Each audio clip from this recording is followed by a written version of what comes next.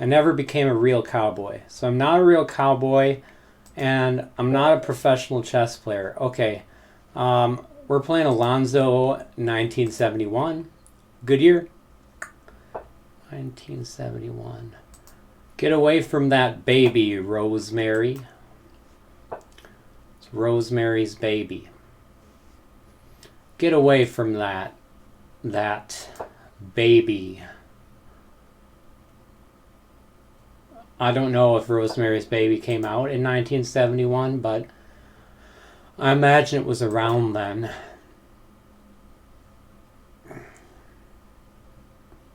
Rosemary, you and that baby.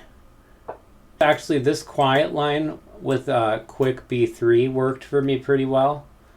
I can try that too. So I've just been nothing but trash. I don't play that move.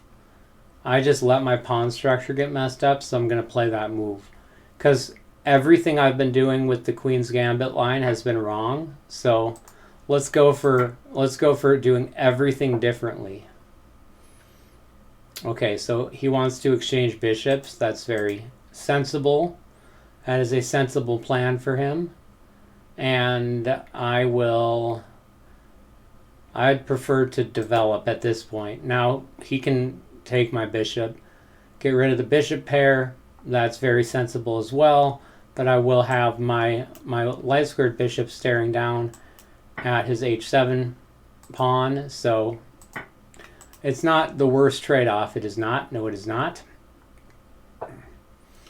Okay, and we will go ahead and there, and then okay, and then let's go ahead and I'm gonna move my knight up, which I actually think is a totally reasonable idea. I think it's a reasonable idea. I think it would like to be there in general. And with the way that he's playing, I wouldn't be surprised if he came down, but then I might... Ooh, okay. Let's develop the queen to this square that it likes to be on. Okay.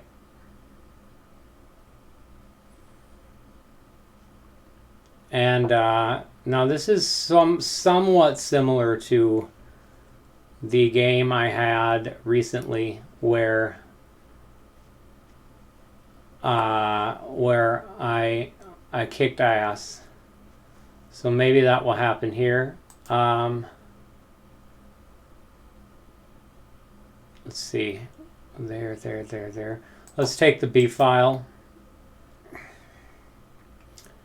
and get all my pieces on light squares because he has a light squared bishop. How does he develop it? I'll just take, let's push this pawn because I got the knight there. And that looks tempting. I don't know how useful my knight is on this square anymore. It had its purpose and now it seems like it doesn't have one so much anymore. Okay. And then he can move his knight here, go looking for a cheeky checkmate. Hooray for us, if that's his plan. Let's overprotect. So my cheeky idea is after moving the queen. Yeah, well, that, I mean, that's nothing. That's nothing is what that is. Okay, so my idea was for the queen to come here. And then there. That don't work no more. But the I can go there. Because now that would save me from checkmate. Well, knights on the rim are dim. But my idea is right there, you see. And he shall take one before. There's one. Okie dokie. Let's coordinate those pieces together quite nicely. I'll have to give the king some space to play, some space to fray. I don't really want to weaken my pawns, but yeah, we've got ideas now. I can even play something kind of stupid. Yeah, that's not an actual threat. If you notice, so let's play here. It looks like he's going to checkmate me, but if I take his queen, then his rook is pinned.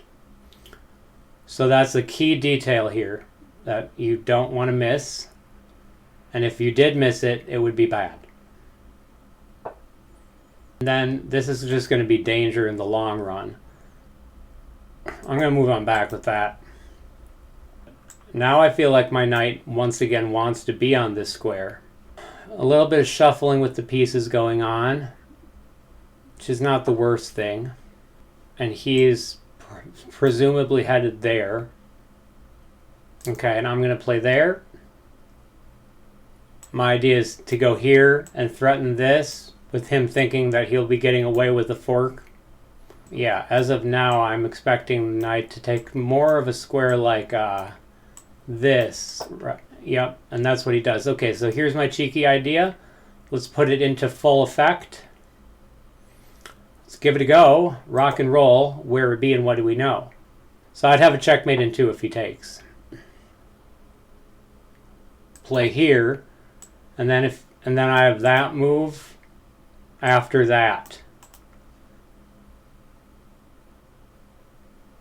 He has a check, but I can take right now. How does he stop it?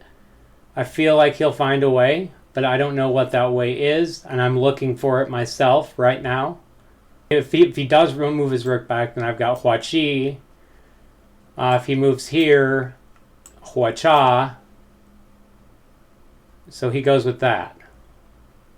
This is the correct move. Quite obviously. Okay. Nice.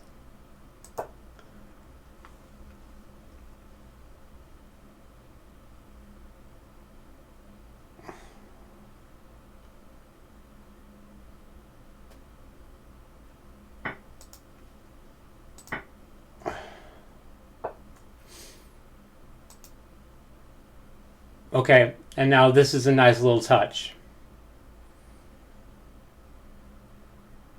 There, allowing me to come all the way back down. Nice. I would love to end this with a checkmate. Can you please move the knight? Thank you. Okay. Still got that.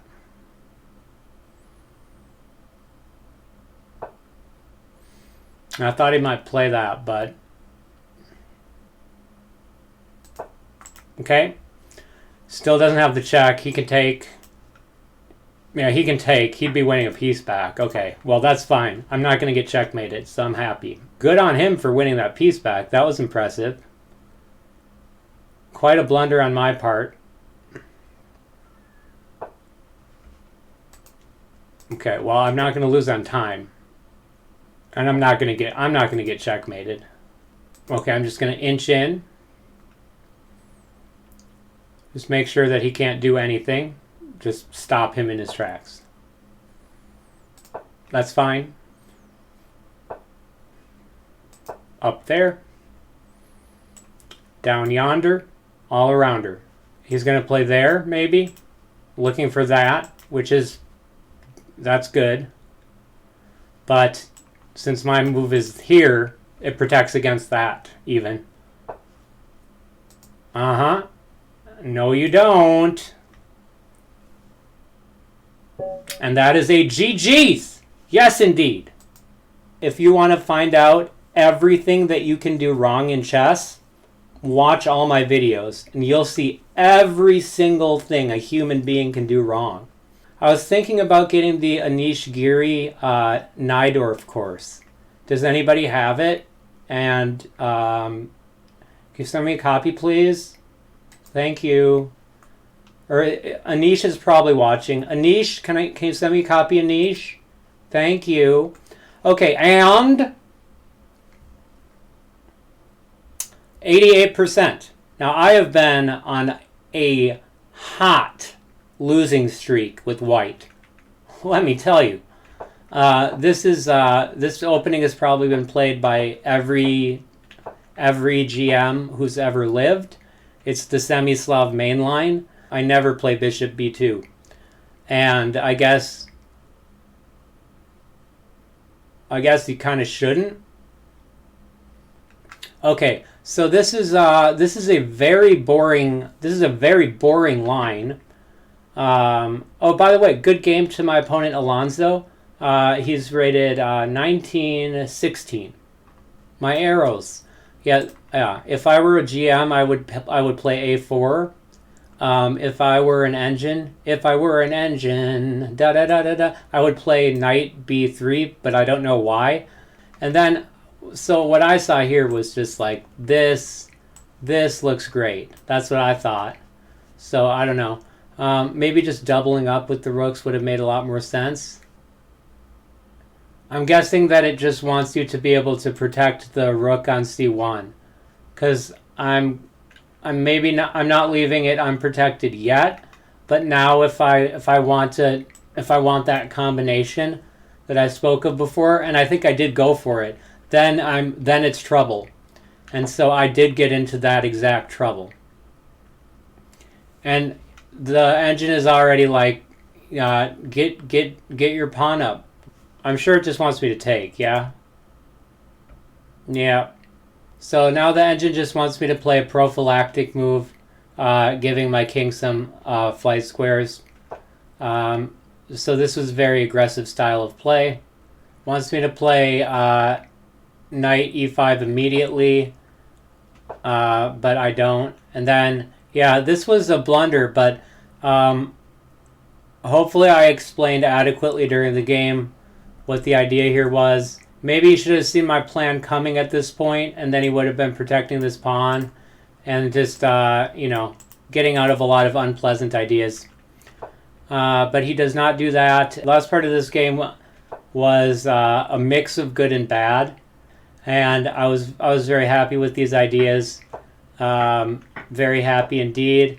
Very happy with the idea to play that, protecting myself. The only thing I should have done differently was just bring the bishop down immediately. I almost kind of blew this game, because I should have just taken the pawn, but I didn't even do that. I didn't even take the pawn. I totally missed. I totally missed that when he took my bishop, he'd also be defending his rook. So this is all at least okay. And then I actually gave away my advantage. Actually, this is the blunder. That's my one blunder. That was the one blunder of the game. Everything would be protected, and he would start taking. So, yeah, I'm not going to worry about it too much. And this has been Mustachiola. Tip of the hat, drop of the mic.